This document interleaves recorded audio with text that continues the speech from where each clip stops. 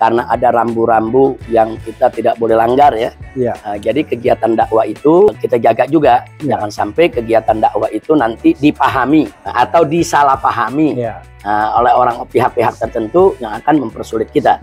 Jadi prinsipnya dakwah kita tetap jalan seperti biasa. Nah, biasanya itu di bagian akhir mereka ada foto-foto, tapi fotonya foto bersama ya. Foto bersama ya. Kalau satu-satu kan ribet. Iya, nah itu di antara kegiatan. Di samping itu saya juga membuka silaturahmi ke tokoh-tokoh ya di seluruh Jakarta.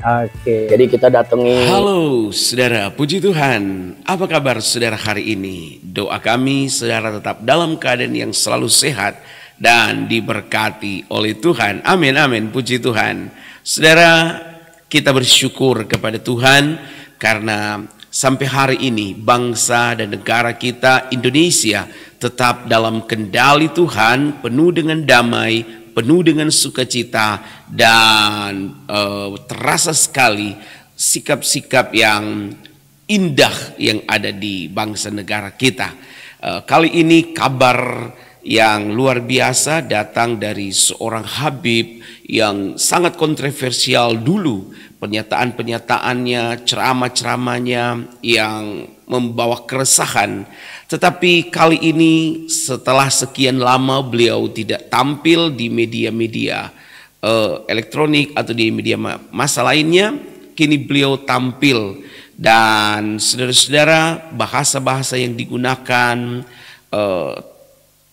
cara-cara, gaya-gaya bicaranya sangat menyejukkan sekali saudara-saudara. Seandainya hal itu terus-menerus akan terjadi dan menjadi bawaan dari seorang Habib yang ditokohkan di bangsa negara ini, kiranya ini pasti akan memberikan sinyal baik, ini akan memberikan harapan-harapan baik bagi kerukunan antar umat beragama di Republik Indonesia ini. Ya, kita doakan ke depan kiranya Habib ini akan terus menunjukkan perubahan-perubahan sikapnya sebagai sesama bangsa, pandangan-pandangannya terhadap kemajemukan, toleransi di bangsa dan negara kita Indonesia. Mari kita akan ikuti beberapa pernyataan yang saya lihat sudah sangat jauh berbeda dengan beberapa waktu yang lalu. Banyak dari Sobat RH dan juga umat pastinya yang barangkali nggak begitu ngerti sih sebenarnya pembebasan bersyarat Habib itu sampai kapan.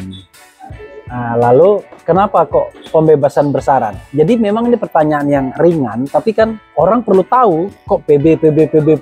Konon katanya sampai Juni 2024. Nah itu dulu, satu dulu. Ya. Terima kasih banyak Bang Refli. Jazakumullah khairal jasa untuk para pemirsa dimanapun berada ya, sesuai dengan pertanyaan tadi. Memang setiap narapidana itu siapapun dia itu punya hak yang dilindungi oleh undang-undang seperti hak remisi, hak asimilasi, termasuk juga hak pembebasan bersyarat. Jadi kalau hak asimilasi itu orang bisa dapat kalau sudah separuh masa tahanan ya. Tapi dengan syarat dia belum pernah dipenjara. I see. Tapi kalau dia sudah pernah dipenjara, kayak saya kan udah beberapa kali nih baru masuk penjara, jadi nggak bisa dapat asimilasi. Nah kita baru bisa dapat pembebasan bersyarat. Nah pembebasan bersyarat ini artinya kita bebas keluar dari penjara, tidak ditahan, tapi ada syarat-syarat standar yang harus kita patuhi. Nah, jadi syarat-syarat ini bukan hasil negosiasi, bukan. Tapi memang peraturan hukum. Nah, di antara syarat apa? Umpamanya pertama kita tidak boleh melakukan pelanggaran hukum. Nah, itu satu. Yang kedua kita wajib lapor. Setiap 1 bulan sekali ke Bapas, ke Kejaksaan, ya kan. Kemudian badan pemasyarakatan. Badan pemasyarakatan. Yang ada di bawah Dirjen Pemasyarakatan dan ada di Kemenkumham. Iya. Nah kemudian selain itu juga kita tidak boleh keluar kota kecuali dengan izin. Keluar kota itu berarti dari Jakarta ya? Dari Jakarta. Kalau untuk seluruh wilayah Jakarta kita bebas. Depok nggak boleh juga? Depok nggak boleh. Depok bukan Jakarta. Iya, Depok nggak boleh. Bekasi, Tangerang, itu nggak boleh. Jadi biar mereka Jadi sebetulnya juga bukan dilarang Pak Refli ya, bukan kita dilarang keluar kota, boleh tapi dengan izin. Nah izin ini kan ada prosedur. Prosedurnya kita mengajukan surat permohonan alasannya tuh harus betul-betul bisa diterima. Itu begitu. Berapa hari biasanya izin? Biasanya kita mengajukan diproses dalam 1 minggu itu diproses. Habib sudah pernah gunakan berapa kali? Sudah, kita gunakan untuk membesuk istri. Saya punya istri kan sedang sakit, lebih banyak pemulihan perawatan kesehatannya di Sentul, bukan di Jakarta. Sentul itu Bogor berarti kan? Iya, karena di sana kan udaranya segar, ya kan, situasi lebih bagus. Nah, maka itu kalau saya mau ke sana saya ajukan surat permohonan.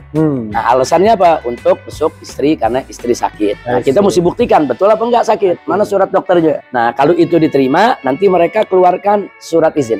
Udah berapa kali itu, Bi? Kalau untuk besuk istri tahun yang lalu itu kita dapat sebulan sekali. Sebulan sekali. Tapi sesuai ini ya, sesuai permohonan. Kalau kita nggak ngajukan permohonan, ya nggak dapat juga. Mungkin. Kalau 2-3 bulan saya nggak ngajuin permohonan, ya nggak dapat. Ya, jadi artinya itu namanya pembebasan bersyarat. Cuma beberapa waktu yang lalu kan saya pernah katakan istilah tahanan kota. Nah, sebetulnya dalam konteks hukum kita nggak ada istilah tahanan kota. Secara de jure nggak ada. Tapi secara de facto, ya kan, pada tingkat praktek, ya kalau orang nggak boleh keluar kota kan namanya tahanan kota, Pak Refri. Jadi begitu. Nah, itu diantara mungkin bahasa halusnya ditahan di kota. Jadi itu yang kita nggak boleh. Nah, kemudian dalam pembebasan bersyarat itu, Pak Refri, kenapa sampai bulan Juni 2024? Karena memang ada undang-undang yang mengatur bahwa pembebasan bersyarat itu dihitung tambahan 1 tahun percobaan setelah masa tahanan kita berakhir. Masa tahanan berakhir. Masa tahanan sesuai vonis. Oh, Juni 2023. Jadi karena ditambah 1 tahun jadi Juni 2024. Jadi kalau seandainya Habib dianggap melanggar hukum, itu Habib bisa ditahan kembali 1 tahun. Iya, kita harus menggenapkan tahanan yang 1 tahun yang kita ada di luar. Jadi walaupun misalnya nih, biar juga pemirsa tahu kan, tiba-tiba, wah ini mau Juni 2024. Ini bulan sebelum Juni, Mei. Tiba-tiba Habib dianggap melanggar. Itu tetap 1 tahun lagi. Tetap 1 tahun. Oh, jadi begitu ya, Sobat Era sekalian. Tetap 1 tahun. Biar ini pemirsa nggak baperan. Tapi memang dalam bebas bersyarat itu juga ada prosesnya. Biasanya prosesnya mereka memberi peringatan. Nggak ujuk-ujuk main dibatalin. Biasanya mereka minta klarifikasi dulu. Jadi mereka minta klarifikasi kenapa begini, kenapa begitu. Nah, kita memberikan jawaban. Kalau jawaban-jawaban kita argumentatif, sesuai hukum, prosedur, biasanya hanya sampai peringatan aja. Habib pernah diperingatkan? Pernah, kita dapat peringatan pernah. Berapa kali? Kita sudah beberapa kali dapat peringatan, tapi kan kita klarifikasi. Jadi contoh ya seperti waktu reuni 212, ya kan? 212 itu kan dipertanyakan kenapa hadir. Kan memang nggak ada larangan saya hadir. Apalagi di 212 itu kan kita ada sholat tahajud, sholat subuh. Dan nggak ngomong politik. Nggak bicara politik, kita hanya bicara persatuan umat, begitu. Nah, akhirnya mereka tidak beri peringatan, tapi mereka dalam arti sempit. Tapi mereka memberikan himbauan.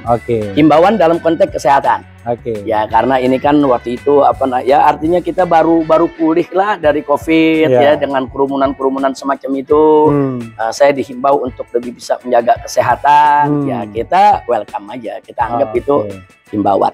Jadi intinya untuk pencabutan pembebasan bersyarat itu ada sidangnya juga, sidang TPP di Bapas. Jadi mereka klarifikasi dulu, tanya dulu kita. Nah, kalau memang melanggarnya sudah kelewatan, emang nyata-nyata pelanggaran hukum begitu, ambil lagi. Itu diputuskan dalam sidang. Kalau sidang memutuskan cabut, ya cabut pembebasan bersyarat. Begitu cabut, kita dijemput, dimasukkan ke lapas. Jadi Sobat Era sekalian itu ya, nanti beliau ini baru bebas benar itu Juni 2024. Betul. Itu soal pembebasan bersyarat. Ketika interview ini dilakukan, ada sahabat yang sangat menghormati dan mengidolakan Habib. Bahkan di Refli Harun Channel itu, interview beliau yang menyinggung soal Habib, itu masih views yang terbanyak. Ada hampir 5 juta. Itu beliau adalah Liusung Karisma. Apa pesan Habib untuk barangkali menghibur keluarga atau juga Sobat RH sekalian yang tahu bahwa Liusung Karisma itu orang yang baik. Kalau kita bicara kritis kepada pemerintahan kekuasaan itu kan demokrasi. Refli Harun juga suka ngeritik juga. Apa Habib pesan Habib? Iya, jadi Pak Lius Sungkarisma ini selama ini kita punya hubungan baik dengan beliau. Beliau suka kemari juga, kita diskusi, dialog, pandangan-pandangannya tentang penegakan hukum, tentang penegakan keadilan luar biasa. Kita selama ini menaruh hormat. Dan kita lihat juga kontribusinya ya dalam perjuangan membela hak-hak rakyat itu cukup besar. Jadi tidak bisa tidak ya, untuk hal ini kita harus tetap mengapresiasi. Karena kan siapapun ya, siapapun manusianya, apapun agamanya, kalau dia melakukan kebaikan-kebaikan, apalagi sifatnya untuk umum, untuk bangsa dan negara, harus kita apresiasi, harus kita hargai. Bahkan sampai-sampai karena saya lihat begitu banyak kontribusi kebaikan yang diberikan oleh Pak Lius ini, mendiang Lius ya. Itu kita banyak berharap semoga beliau dapat taufik dan hidayah gitu.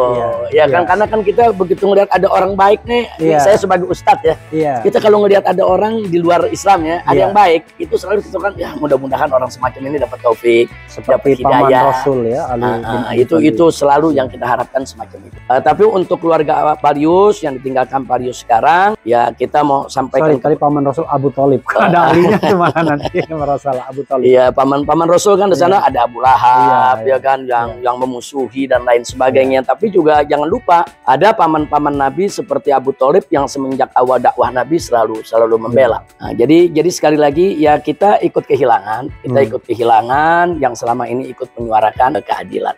Habib, ada pesan buat keluarga mungkin mendiang Lius Sungkarisma? Ya, saya pikir keluarga mendiang Lius Sungkarisma ini perlu melanjutkan, melanjutkan artinya karakter Pak Lius yang semangat membela yang benar, semangat untuk melawan kezaliman. Mudah-mudahan ini bisa tertular ya kepada keluarganya, anaknya, istrinya. Juga jangan sampai juga berduka terlalu berlebihan. Ya, kita semua ikut kehilangan, Tapi ada nilai-nilai perjuangan yang dulu memang ditunjukkan oleh Pak Lius, ya perlu dijaga baik oleh kawan-kawannya, khususnya oleh para keluarganya. Ya itu yang mengenai untuk mendiang Lius Sungkarisma, sahabat mendiang Lius Sungkarisma. Ini Bib, yang ketiga ya. Saya mau tanya kegiatan Habib setelah pembebasan bersyarat mulai Agustus tahun lalu ya. Agustus tahun lalu sampai interview ini dibuat awal 2023 ini, apa saja yang Habib lakukan? Mungkin ada beberapa orang yang atau pemirsa sudah tahu, tapi mungkin akan lebih baik lagi dijelaskan. Kegiatan rutin yang saya lakukan semenjak saya bebas. Pertama, dakwah itu tetap kita lakukan. Hanya tentu dalam kemasan yang berbeda. Jadi dalam suasana pembebasan bersyarat, karena ada rambu-rambu yang kita tidak boleh langgar ya. Jadi kegiatan dakwah itu kita jaga juga. Jangan sampai kegiatan dakwah itu nanti dipahami atau disalahpahami oleh pihak-pihak tertentu yang akan mempersulit kita. Jadi prinsipnya dakwah kita tetap jalan seperti biasa. Saya tetap mengajar, ada santri-santri yang kita ajar, kita tetap buka kitab, kita tetap menyampaikan apa yang harus disampaikan dalam pendidikan Islam. Itu yang pertama. Yang kedua, kita juga membuka majelis pertemuan. Pertemuan. Pertemuan. Bukan petamburan. Enggak, petamburan, bukan pertempuran. Jadi majelis pertemuan di Petamburan ini. Jadi setiap hari Ahad itu banyak majelis-majelis talim kaum ibu dari berbagai daerah bersama para ustadzahnya datang. Datang, kita sampaikan dulu beberapa butir nasihat-nasihat agama. Setelah itu para tamu memperkenalkan diri dan menyampaikan pesan-pesannya. Dan saya lihat itu sangat efektif sekali ya dalam membina silaturahim, memperkuat ukhuwah. Itu bisa setiap hari atau hanya Sabtu? Dulu setiap hari. Pada saat 6 bulan pertama. Tapi saat ini sudah kita atur sedemikian rupa, untuk kaum ibunya hari Sabtu, untuk kaum bapaknya hari Ahad. Jamnya dari zuhur sampai asar. Jadi intinya silaturahim.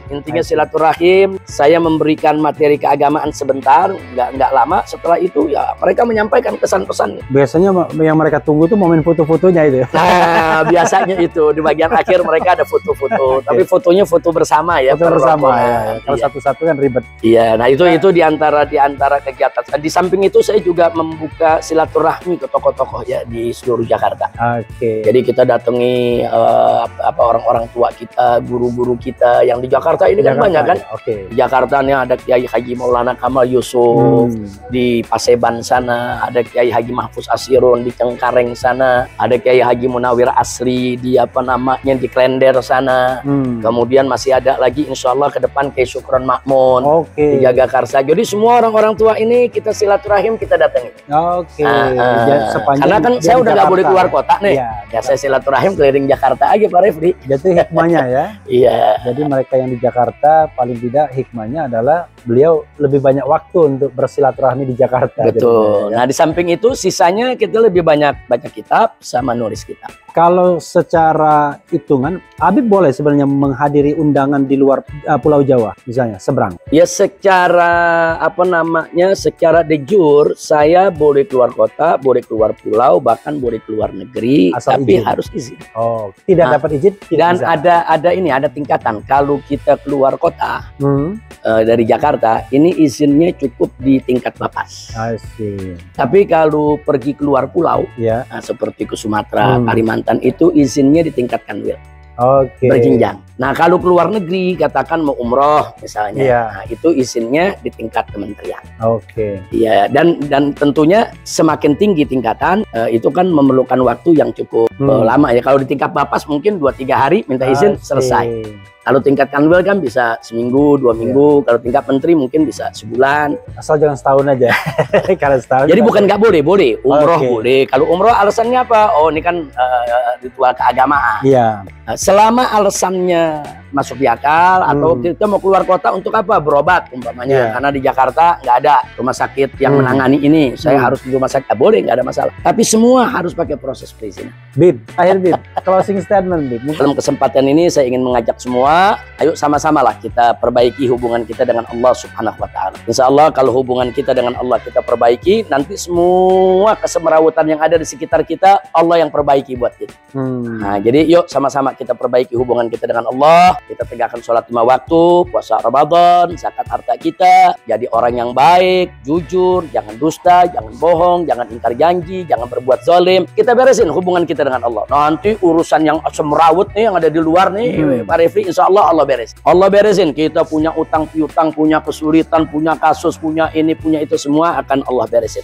Haleluya, puji Tuhan. Saudara sudah menyaksikan tayangan pernyataan-pernyataan yang saya kira ini menyejukkan bagi kita semua, kabar yang baik bagi kita semua atas perubahan sikap, pemilihan-pemilihan bahasa kata-kata yang digunakan, tentu menunjukkan bahwa beliau lebih melihat Indonesia dalam sudut pandang yang berbeda dengan waktu yang lalu. Dan kita terus doakan agar perubahan sikap atau pandangan-pandangan beliau, pemilihan kata-kata beliau ini akan terus memberikan rasa damai, rasa aman, rasa nyaman, dan rasa Pancasila, ya, rasa persatuan sesama anak bangsa. Tuhan kiranya memberkati kita semua. Haleluya, haleluya, puji Tuhan. Salam Indonesia damai untuk kita semua. Dan doa kami Tuhan Yesus memberkati saudara-saudara sekalian di mana saja berada, memberkati bangsa dan negara kita, memberkati para pemimpin-pemimpin tokoh-tokoh bangsa kita. Haleluya, haleluya.